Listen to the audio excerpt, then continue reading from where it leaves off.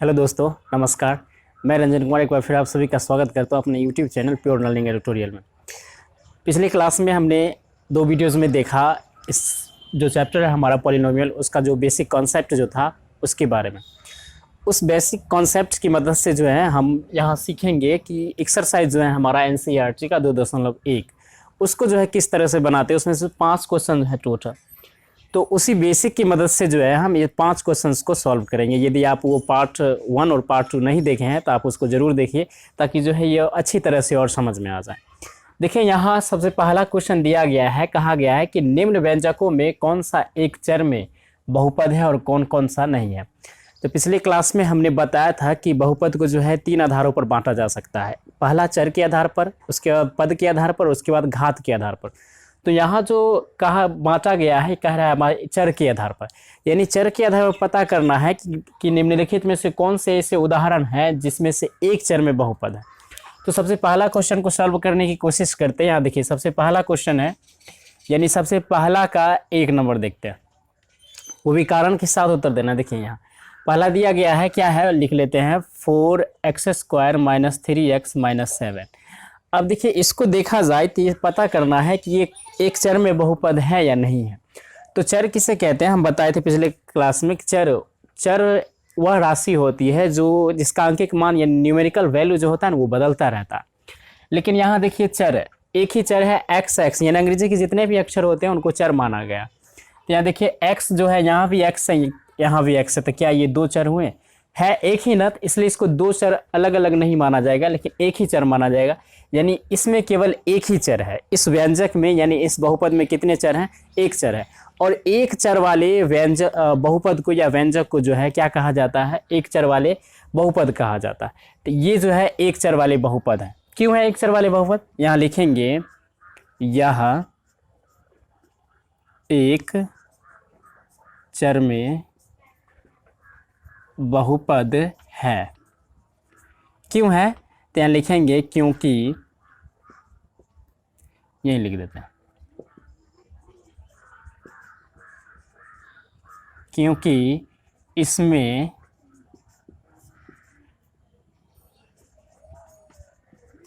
केवल एक चर है, केवल एक चर है। यानी इसका आंसर हमारा पूरा हो गया। अब आगे देखिए, दूसरा नंबर, सेकेंड नंबर क्वेश्चन कह रहा है कि y² + √2। अब इसको पता करना है कि एक चर में बहुपद है कि नहीं है। तो देखिए, इसमें केवल y है ना, यानी एक ही चर यूज हुआ है यहाँ, तो इसलिए जो है ये भी एक चर में ही बहुपद है। तो यहाँ लिखेंगे हम लोग, यह भी एक चर में बहुपद है, क्योंकि इसमें केवल एक चर है, एक चर है। यानी एक चर यदि रहे तो एक चर वाले एक चर वाले को हम लोग जो है जनरली एक चर में बहुपद कहते हैं, यानी एक चर वाले बहुपद कहते हैं। उसके बाद सेकेंड नंबर देखिए, थर्ड नंबर में जो है हमारा क्या है, थर्ड नंबर में है 3 और √, जो है t, उसका प्लस t और √2। इसको पता करना है कि ये जो है इसमें कितने चर हैं। अच्छी चीज़ देखिए, यहाँ पर √, में t है। तो किसी भी संख्या, यदि किसी भी संख्या के ऊपर रूट ओवर रहता है तो इसका मतलब क्या होता है कि इसका हाफ होता है, यानी पावर में 1/2 के बराबर होता है ये। अब देखिए, 1/2 है, तो हम पिछले क्लास में पढ़े थे कि सर बहुपद के लिए जो है ना, एक पूर्ण संख्या होना चाहिए उसका घात। यानी बहुपद यानी कोई भी व्यंजक हो, उसका यानी x का घात यानी चर का घात एक पूर्ण संख्या है, तो उसको हम लोग जो है बहुपद कहेंगे, नहीं तो नहीं कहेंगे। तो देखिए, यहाँ क्या इसको ऐसे लिख सकते हैं, t के पावर 1/2 प्लस t √2, इसको ऐसे लिख सकते हैं ना। तो बताइए, तो ये तो बहुपद नहीं हुआ। जब ये बहुपद नहीं हुआ तो क्या हम कह सकते हैं कि ये एक चर में बहुपद है या दो चर में बहुपद है? बिल्कुल नहीं कह सकते। ये बहुपद है ही नहीं। हम लिखेंगे, इसका आंसर लिखेंगे, यह बहुपद नहीं है, क्योंकि यहाँ टी का देखिए, क्योंकि टी का घात 1/2 है जो पूर्ण संख्या नहीं है, जो पूर्ण संख्या नहीं है, जो पूर्ण संख्या नहीं है, यानी जो पूर्ण संख्या नहीं है तो इसलिए जो है ये बहुपद ही नहीं है। तो एक चर में बहुपद कैसे होगा, यानी ये बहुपद ही नहीं है। अगला देखिए 4th नंबर क्वेश्चन हमारा, यानी चौथा नंबर क्वेश्चन कह रहा है कि y + 2y है, ये दे दिया गया है। अब इसको पता करना है कि ये जो है कौन से चर में बहुपद में, एक चर में बहुपद है या नहीं है। तो देखिए ये है क्या, यहाँ इसको थोड़ा सा आगे बढ़ाते हैं। y प्लस, देखिए y को हम चाहते हैं कि इसे ऊपर भेजेंगे, तो घातांक के नियम से क्या, ये y ऊपर जाएगा तो -1 हो जाएगा ना ऊपर में, यानी व्युत्क्रम हो जाएगा इसका। आप पढ़िएगा आगे, आगे नहीं बल्कि पीछे पढ़े होंगे बचपन में। तो यानी इसको हम ऊपर भेजते हैं, यानी अंश में, सॉरी हर में है तो इसको अंश में भेजना चाहेंगे तो ये जो है ना ऊपर में इन्वर्स हो जाता है, माइनस में हो जाएगा। देखिए तो ये पूर्णांक है, सॉरी पूर्णांक है, तो ये पूर्ण संख्या है -1 नहीं, ये पूर्ण संख्या नहीं बल्कि एक पूर्णांक आ गया। वो भी कौन सा पूर्णांक, तो ऋण पूर्णांक। और यहाँ पूर्ण संख्या ऋण नहीं होता, यानी ऋण में नहीं होता, यानी माइनस में नहीं होता, प्लस में ही होता है, तो ये पूर्ण संख्या नहीं है, इसलिए जो है ये भी बहुपद नहीं हुआ। तो यहाँ लिखेंगे यह बहुपद ही नहीं है, यह बहुपद ही नहीं है क्योंकि y का घात -1 है, y का घात -1 है, ये -1 है, -1 है जो पूर्ण संख्या नहीं है, जो पूर्ण संख्या नहीं है। तो यानी इस तरह से हम कह सकते हैं कि ये जो है कौन सा बहुपद होगा, ये कोनो बहुपद नहीं होगा, ना चर, एक चर में ना दो चर में, कोई भी बहुपद नहीं होगा। क्यों नहीं होगा, क्योंकि इसका घात जो है -1 है। उसके बाद देखिए 5 नंबर क्वेश्चन, जिसको आप जो है मिला लीजिए, उसके बाद हम 5 नंबर क्वेश्चन बनाते हैं।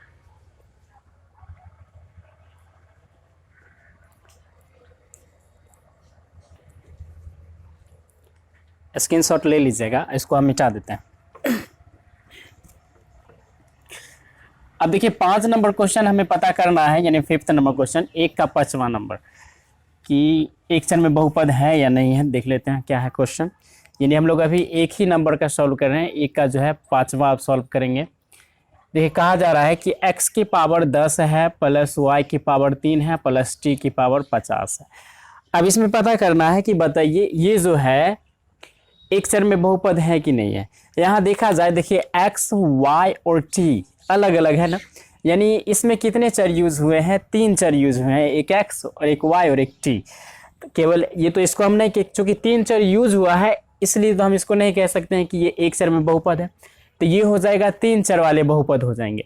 अब बहुपद है कि नहीं है, देखिए घात धन पूर्णांक है, यानी पूर्णांक है, सॉरी पूर्णांक कहते हैं, पूर्ण संख्या है, या धन पूर्णांक को भी बोल सकते हैं, पूर्ण संख्या इसलिए एक बहुपद है। तो यानी इसको हम जो है क्या कहेंगे कि ये बहुपद तो है लेकिन एक चर में बहुपद नहीं है बल्कि 3 चर में बहुपद है।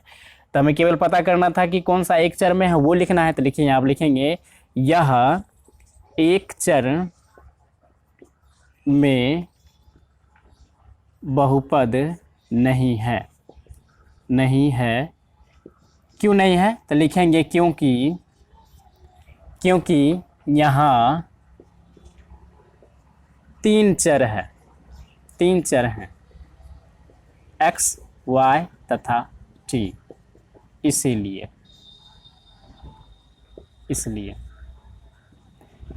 लिख देते हैं। यानी यहाँ एक चर में बहुपद नहीं है क्योंकि यहाँ 3 चर है, x, y तथा t, इसलिए जो है क्या है, ये जो है एक चर में बहुपद नहीं है बल्कि 3 चर में बहुपद है। तो ये 1 नंबर क्वेश्चन जो है हमारा पूरा हुआ। उसके बाद 2nd नंबर क्वेश्चन देखिए। सेकंड, निम्नलिखित में से प्रत्येक में x² का गुणांक लिखना है। तो थोड़ा सा जो है पिछले क्लास में हम पढ़े थे गुणांक के बारे में कि बहुपद का गुणांक किसे कहते हैं। इसको अंग्रेजी में जो है कोफिशिएंट कहते हैं, coefficient of polynomial. 2nd number देखिए, पहला दिया गया है 2 + x² + x। इसमें केवल कहा जा रहा है कि x² का गुणांक कीजिए, गुणांक ज्ञात कीजिए। गुणांक क्या होता है, तो कोई भी बहुपद में x के बगल में जो संख्यात्मक मान होता है उसी को जो है ना बहुपद का गुणांक कहा जाता है। यानी किसी भी चर होगा और चर के बगल में जो संख्यात्मक मान गुना में रहता है उसी को जो है ना क्या कहा जाता है, बहुपद का गुणांक कहा जाता है। तो यहाँ कंडीशन दिया गया है कि आप x का नहीं बल्कि किसका, एक्स स्क्वायर का जो है ना गुणांक लिखिए। यानी एक बहुपद हमें दे दिया गया, इसमें कहा कि x का गुणांक, एक्स स्क्वायर का गुणांक लिखने के लिए तो हम आराम से लिख सकते हैं एक्स स्क्वायर का गुणांक यहाँ कितना हो जाएगा, आप लोग बता सकते हैं क्योंकि पिछले पढ़े हैं। x के बगल में जो रहता है यहाँ कुछ नहीं है तो क्या, इसका मतलब 1 छुपाएं, यानी 1 को हम एक्स स्क्वायर से गुना करेंगे तो एक्स स्क्वायर के बराबर ही होगा ना। यानी x के बगल में कितना है, 1 है, तो इसलिए एक्स स्क्वायर का गुणांक कितना हो जाएगा, 1। वो भी प्लस में या माइनस में, देखिए प्लस है ना इसलिए प्लस में होगा। तो यानी एक्स स्क्वायर का गुणांक कितना आ गया, 1 आ गया।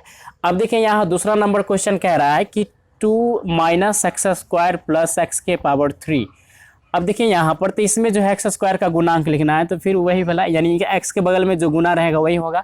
तो यहाँ लिख सकते हैं एक्स स्क्वायर का गुणांक कितना हो जाएगा, ज़रा बताइए तो।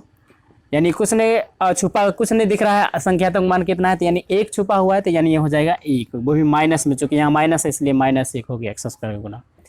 अब देखिए तीसरा नंबर क्वेश्चन क्या है, π/2 उसके एक्स स्क्वायर प्लस एक्स है, ये है क्वेश्चन थर्ड नंबर।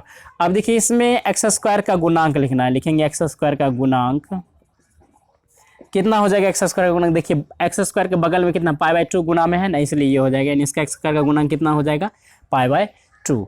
आगे देखिए फोर्थ नंबर क्वेश्चन क्या है, √2 × x, माइनस में है, -1 है, ये -1 है।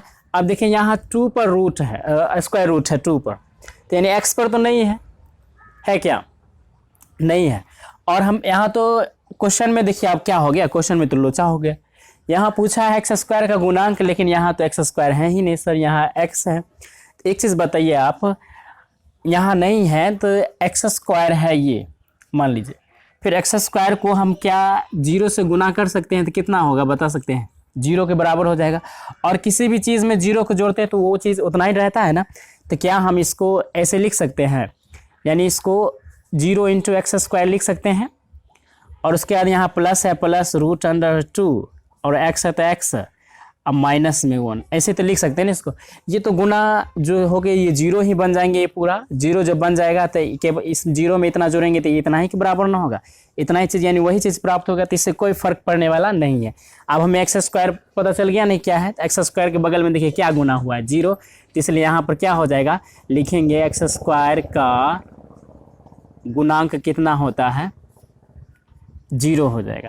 यानी ये एक्स स्क्वायर है, यानी किसी भी संख्या में 0 से गुना करते हैं तो वो 0 ही हो जाता है, और किसी भी संख्या में 0 को हम जोड़ते हैं तो वही संख्या प्राप्त होता है, इससे कोई फर्क पड़ता नहीं है। इसलिए यहाँ पर देखिए x नहीं दिख रहा था, तो इसलिए हमने x को बनाया किसी भी तरह, तो यानी इसको 0 से गुना करेंगे तो 0 के बराबर ही हो जाएगा, यानी एक्स स्क्वायर तो पता चल गया ना, और एक्स स्क्वायर का गुणांक यहाँ देखिए कितना हो गया, 0 हो गया। तो यानी इस तरह से जो है हमारा ये दूसरा क्वेश्चन भी बन गया। अब देखिए तीसरा क्वेश्चन का जो है ना आप सभी बना सकते हैं, और आप सबका जो है ना अलग अलग जवाब हो सकता है।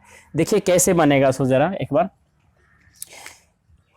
इसको स्क्रीनशॉट ले लीजिएगा या मिला लीजिए इसको। देखिए अब जो है 3 नंबर क्वेश्चन, तीसरा नंबर क्वेश्चन में कह रहा है कि 35 घात के द्विपद का और 1 घात के एक पदी का एक एक उदाहरण दीजिए। यानी कह रहा है कि घात होना चाहिए 35 और वो बहुपद होना चाहिए द्विपद वाला, और फिर एक घात होना चाहिए 100 और वो होना चाहिए एक पदी होना चाहिए। यानी उदाहरण देना है किसका, तो हम बताए थे ना बहुपद को, जब पिछले क्लास में हमने देखा था कि बहुपद को जब हमने वर्गीकृत किया था तो हमने 3 आधारों पर उसका वर्गीकरण किया था। कैसे, एक पद के आधार पर, एक चर के आधार पर, एक घात के आधार पर। तो यहाँ पद के आधार पर पूछा जा रहा था, जिसमें 2 पद होते हैं उसको द्विपदी कहा जाता है। तो यहाँ द्विपदी है तो यानी घात लेना है हमें 35, तो मान यहाँ लिख लेते हैं, सबसे पहले आंसर में लिखते हैं 35 घात के द्विपद, 35 घात के द्विपद। देखिए क्या करते हैं, हम x के पावर 35 लिख लेते हैं, और 2 पद होना चाहिए, इसलिए कोई भी अंक जो है जोड़ दीजिए, 6 जोड़ दिए। यानी इसका आंसर जो है ना अलग अलग हो सकता है, लेकिन ध्यान रहे पावर में 35 होना चाहिए, और द्विपद कह रहा है तो 2 ही पद होना चाहिए। देखिए एक x पद हुआ और एक 6 हुआ एक, यानी ये 2 पद हो गया ना। बहुपद का पद किसे कहते हैं? तो जो बहुपद में जो भाग प्लस और माइनस से केवल जुड़ा रहता है वही बहुपद का भाग कहलाता है। तो यहाँ देखिए ये प्लस से जुड़ा हुआ है ना, ये दोनों, तो x की पावर 35 और ये प्लस x बहुपद का पद कहलाएगा। और ये कितने पद हैं? 2 पद हैं, और घात कितना है? 35 है, तो 35 घात वाली इसको 2 पद हम बोल सकते हैं। और भी आपका अलग अलग हो सकता है इसका आंसर। कोई कहेगा सर हम y की पावर 35 और प्लस 9 लिख सकते हैं, या माइनस 9 लिख सकते हैं, कुछ भी, यानी 2 पद होना चाहिए। इस तरह से ये भी आंसर होना चाहिए, तो अलग अलग आंसर हो सकता है। अब देखिए इसी तरह एक सा घात वाले के लिए बना सकते हैं। तो एक सा घात के लिए, एक सा घात के एक पदी के लिए देखते हैं। यहाँ देखिए घात होना चाहिए 100 और पद होना चाहिए केवल 1, तो कोई दिक्कत नहीं, x की पावर सीधे लिख दीजिए, ये लिख देते हैं 3x की पावर x की पावर घात, यानी 3x की पावर 100। देखिए घात ये कितना है? 100 है। पद कितने हैं? केवल एक ही पद है। यहाँ 3 और x अलग नहीं कीजिएगा, क्योंकि ये गुणा में है, केवल जोड़ और घटाव चिन्ह से जो जुड़ा रहता है वही बहुपद का पद कहलाता है। तो यहाँ 3 और 3 इंटू x की पावर जो है 100, ये जो है एक पदी, 100 घात वाले एक पदी का उदाहरण हो सकता है।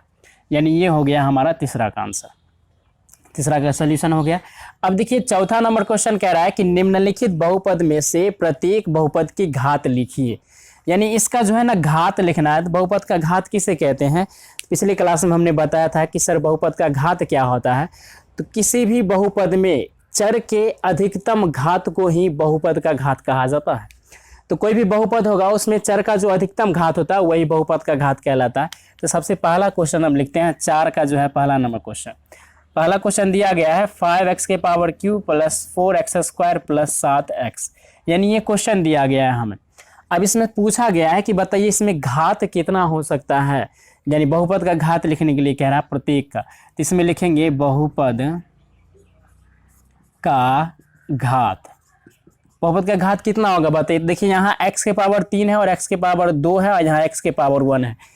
घात तीनों है, कहीं पर 3 है तो कहीं पर 2 है तो कहीं पर 1 है। लेकिन हम लोग परिभाषा के अनुसार क्या पढ़े हैं कि बहुपद में चर के अधिकतम घात को कहते हैं बहुपद का घात। तो यहाँ देखिए चर का अधिकतम घात 3 है। कितना है? 3 है, इसलिए जो है बहुपद का घात कितना हो जाएगा? 3 हो जाएगा। यानी ये परिभाषा के अनुसार जो है हम इसको बना सकते हैं। पिछले वीडियोज में बताया गया है, उसको यदि नहीं देखे हैं तो आप देखिए, हम लिंक जो है डिस्क्रिप्शन में दे देंगे। अब देखिए उसके बाद जो है यहाँ दूसरा number question 4 minus Y square, 4 minus Y square. इसमें कहा जा रहा है कि बहुपद का घात बताइए। तो आप आराम से बता सकते हैं बहुपद का घात कितना हो सकता है बताइए। तो बहुपद का घात हो जाएगा, देखिए यहाँ बहुपद का घात जो है y के पावर 2 है, यानी एक ही घात है ना, ये केवल 2 हम लिख सकते हैं कि बहुपद की घात इसमें 2 है।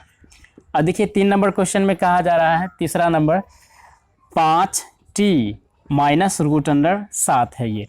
अब इसमें कह रहा है कि इस बहुपद का घात लिखिए। बता सकते हैं बहुपद का घात कितना होगा इसमें? तो यानी बहुपद का घात जो है इसमें कितना हो जाएगा? इसमें बहुपद का घात जो है 5 इंटू टी है। यहाँ चर देखिए टी है ना, और चर का घात होता है, चर का घात यहाँ कितना है? 1 है ना, इसलिए इसका क्या घात कितना हो जाएगा? 1 हो जाएगा। यानी इस बहुपद का घात कितना हो जाएगा? 1 हो जाएगा। उसके बाद 4 नंबर क्वेश्चन देखिए। 4 नंबर में कह रहा है कि इसे 3 का घात लिखिए। ये तो बड़ा गजब हो गया। हम एक चीज़ बताए थे नोट में, ये भी बहुपद, इसको बहुपद कहेंगे कि नहीं कहेंगे? कहेंगे। लेकिन कौन सा बहुपद? अचर बहुपद इसको कहते हैं, यानी कांस्टेंट पॉलिनोमियल होता है ये। अब कांस्टेंट पॉलिनोमियल में बहुपद का घात कितना होगा? अच्छा एक चीज़ बताइए, तो आप बचपन में पढ़े होंगे कि सर यदि कोई भी संख्या हो और उसकी पावर में 0 रहता है तो ये 1 के बराबर होता है। कितना के बराबर हो जाता है? 1 के बराबर हो जाता है। जैसे x के पावर हमने 0 लिखा तो कितना के बराबर होगा सर? 1 के बराबर। फिर 5 के पावर हमने 0 लिखा तो कितना के बराबर हो जाएगा? 1 के बराबर। फिर 6 के पावर हमने 0 लिखा तो कितना के बराबर हो जाएगा? 1 के बराबर। यानी इस तरह से कोई भी दुनिया का कोई भी संख्या हो और उसके पावर में यदि 0 होता है तो वो 1 के बराबर होता है।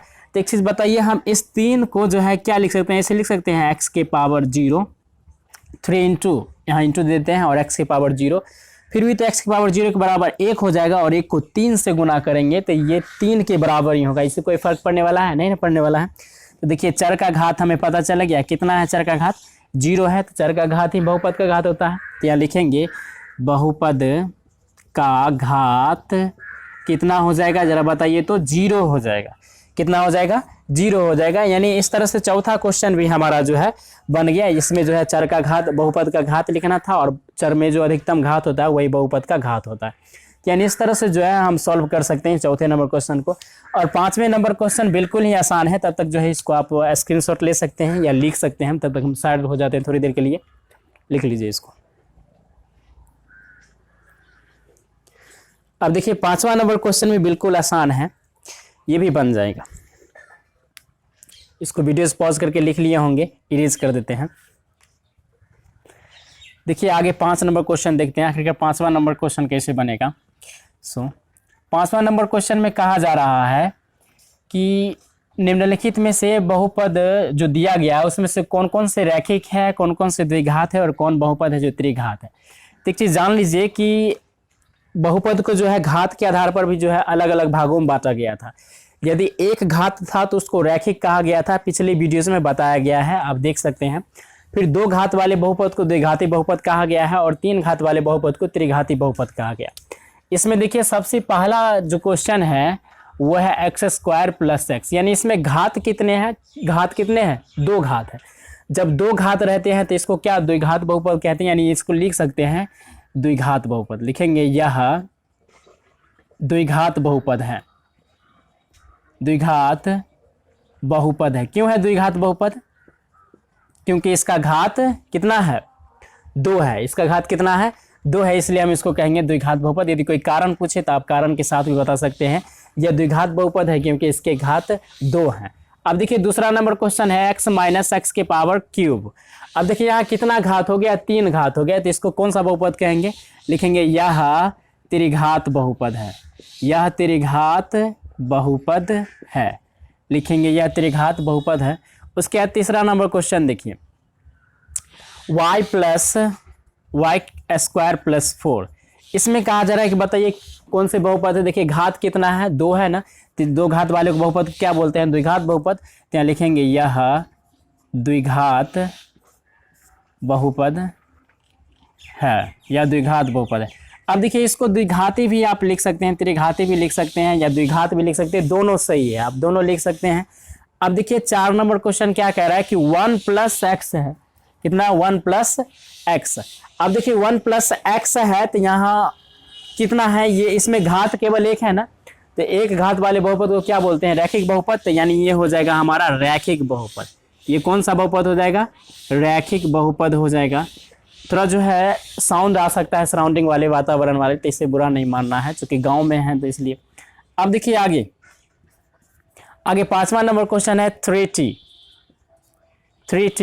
यानी 3t। देखिए 3t है तो ये देखिए 3 को t से गुना किया गया तब ना 3t बना है, और इसके पावर यदि देखा जाए तो केवल 1 है, और एक घात वाले को क्या बोलते हैं, रैखिक बहुपद। यानी क्या हो जाएगा हमारा, ये रैखिक बहुपद हो जाएगा, रैखिक बहुपद हम लिखेंगे यह एक रैखिक बहुपद है। अब 6ठा नंबर क्वेश्चन देखिए r², यानी यह बहुपद है कि नहीं है, यह भी बहुपद है।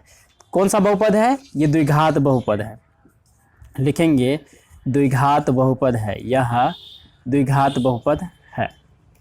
उसके बाद देखिए 7वां नंबर क्वेश्चन जो कहा जा रहा है कि 7 और x की पावर कितना है, क्यूब है।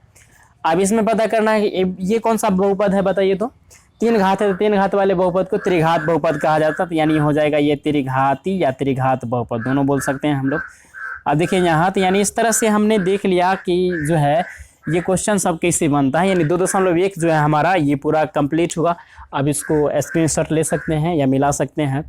तो आज की वीडियोस में हमने देखा 2.1 को किस तरह से बनता है। फिर आगे जो है आने वाला वीडियो जो है काफ़ी इंपॉर्टेंट है, कॉन्सेप्ट भी रहेगा। उसमें हम लोग पढ़ेंगे कि बहुपद का शून्य क्या होता है और उसको किस तरह से ज्ञात किया जा सकता है, फिर शेषफल प्रमेय क्या होते हैं, इस सब के बारे में जो है आगे हमें जानकारी मिलेंगे। तब तक इस पर प्रैक्टिस कीजिए और इस पर जो है तैयारी कीजिए कि ये जो है ना आपका अपना हो जाए। जितना प्रैक्टिस कीजिएगा उतना बेहतर होगा। तो वीडियो यदि पसंद आया हो तो लाइक कीजिए, हमारे चैनल को सब्सक्राइब कीजिए, और वीडियोस को जो है देखने के लिए बहुत बहुत धन्यवाद। तो फिर मिलते हैं अगले वीडियोस में। Bye, take care.